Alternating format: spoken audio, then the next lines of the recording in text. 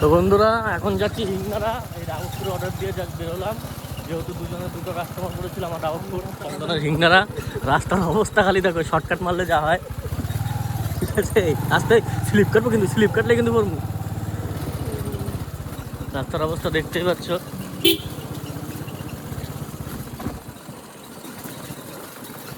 বেশি সাইডটা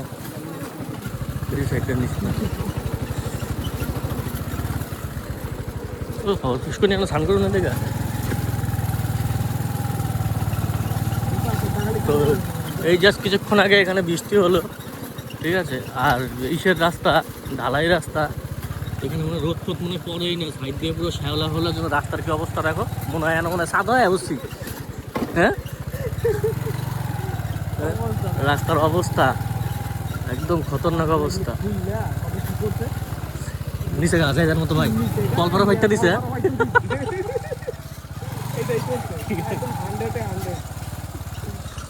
কত শর্টকাট মারতেছ।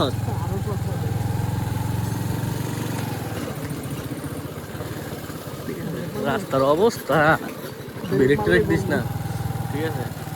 রাস্তা দেখতেই পাচ্ছ, দিনের বেলা যতটা সুন্দর, রাত্রেবেলা ততটা ভয়ানক। এই জায়গাটা খালি দেখা যাইব। রাস্তা এটা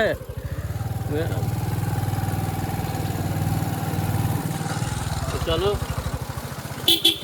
দিকে যাই, গিয়ে আবার দেখা হচ্ছে।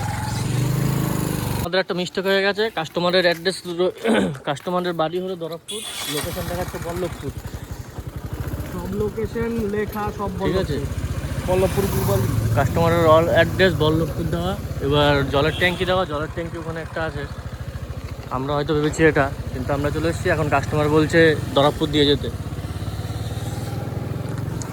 কি জ্বালা যন্ত্রণা।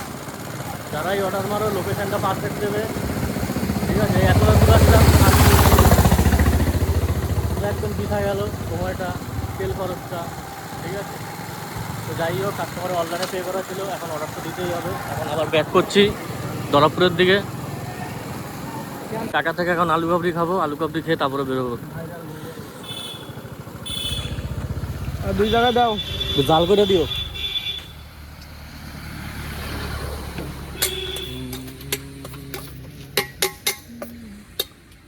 দেখা দেখা দেখা তো 7:30